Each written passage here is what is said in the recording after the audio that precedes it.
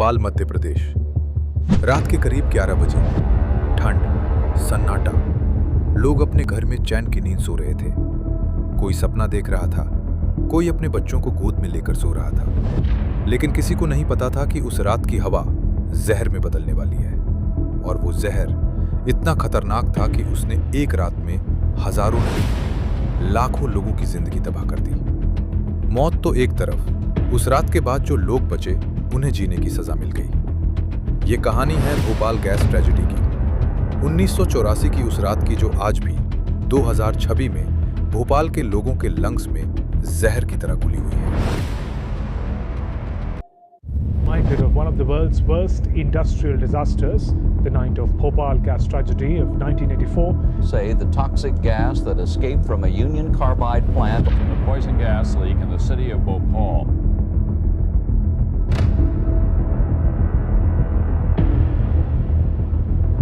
भोपाल में एक फैक्ट्री थी। नाम था यूनियन कार्बाइड इंडिया लिमिटेड। ये एक पेस्टिसाइड प्लांट था।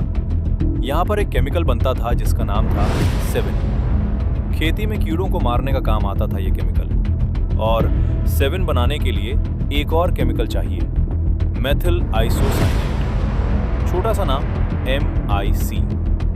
MIC एक ऐसा केमिकल है कि अगर एक बूंद भी हवा में फैल जाए तो 100 मीटर रेडियस में जो भी जानवर या इंसान हो उसकी मौत पक्की है। भोपाल वाले प्लांट में 3 टैंक्स में MIC स्टोर किया जाता था। टैंक नंबर 610, 611 और 619। MIC को स्टोर करते वक्त उसका टेम्परेचर 2 डिग्री सेंटीग्रेड पे रखना पड़ता है। अगर टेम्परेचर बढ़ेगा तो केमिकल रिएक्शन शुरू हो जाएगी, प्रेशर बढ़ेगा और प्रेशर इतना बढ़ सकता है कि टैंक फट जाए।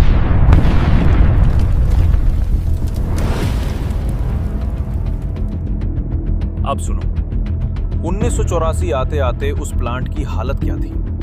सेफ्टी सिस्टम्स बंद, रेफ्रिजरेशन यूनिट जिसका काम MIC को ठंडा रखना था वो काम नहीं कर रहा था, क्योंकि कंपनी बिजली का बिल बचाना चाहती थी। फ्लेयर टावर, अगर गैस लीक हो तो वो गैस को जलाकर खत्म कर देता है, वो रिपेयर से बाहर था।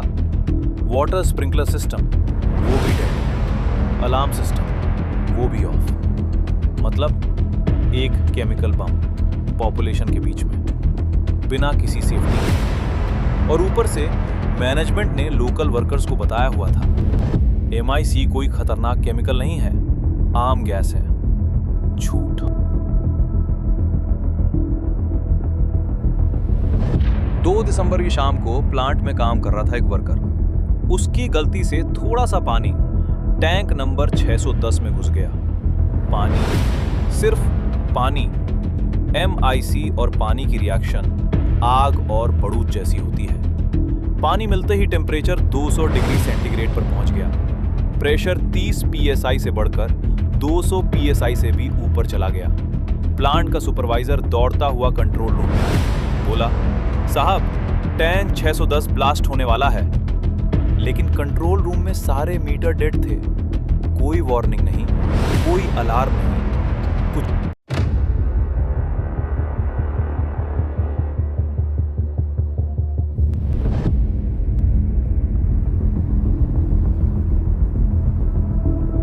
रात 11 बजे टैंक 610 की प्रेशर रिलीफ वाल्व खुल गई और MIC गैस हवा में निकलने लगी। इस गैस का ना रंग था न कोई स्ट्रॉन्ग स्मेल, लेकिन ये हवा से भारी थी तो ये नीचे जमीन के साथ साथ रंगते हुए फैलने लगी, जैसे कोई जहरीला सांप अंधेरे में चल रहा हो। कितनी गैस निकली?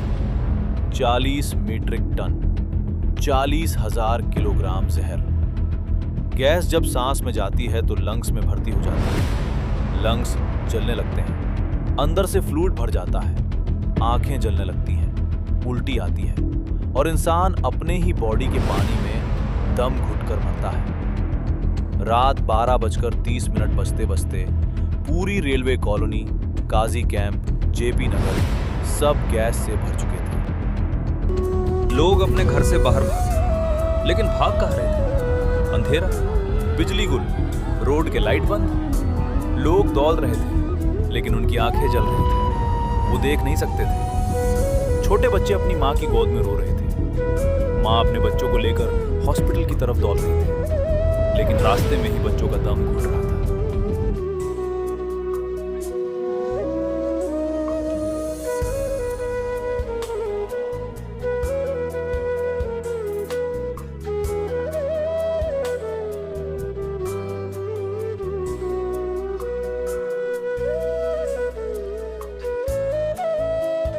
सबसे पहली मौत एक रिक्शा पुलर की। उसकी आंखें लाल, मुंह से झाग।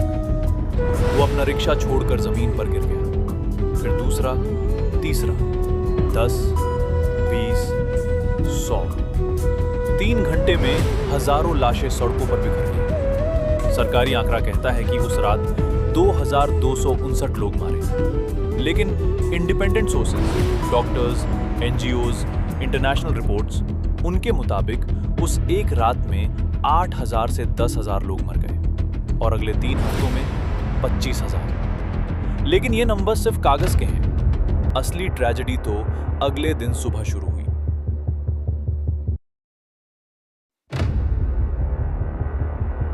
दिसंबर 1984 सुबह 4 बजे हमीदिया हॉस्पिटल। इमरजेंसी वार्ड इतना भरा था कि डॉक्टर्स को समझ नहीं आ रहा था क्या हो रहा है।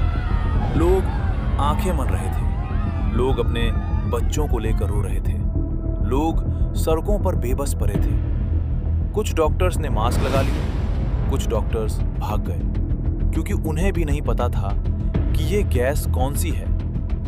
यूनियन कार्बाइड ने प्लांट में काम करने वालों को भी नहीं बताया था कि MIC का एंटीडोट क्या है।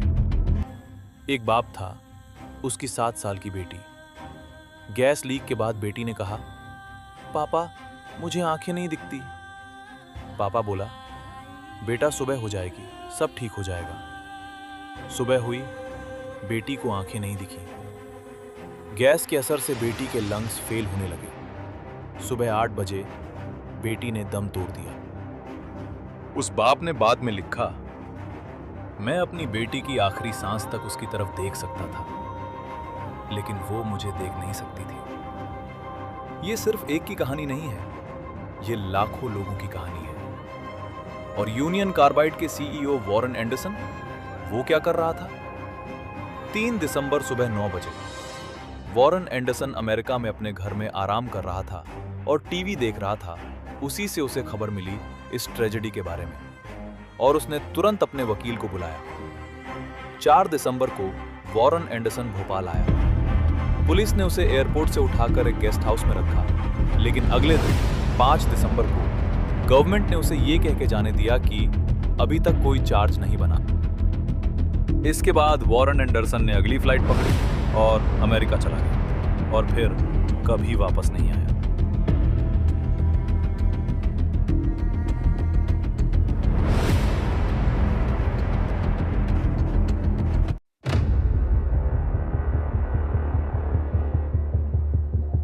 अब आप सोचेंगे गैस लीक हो गया, लोग मर गए, कुछ दिनों में सब ठीक हो जाएगा।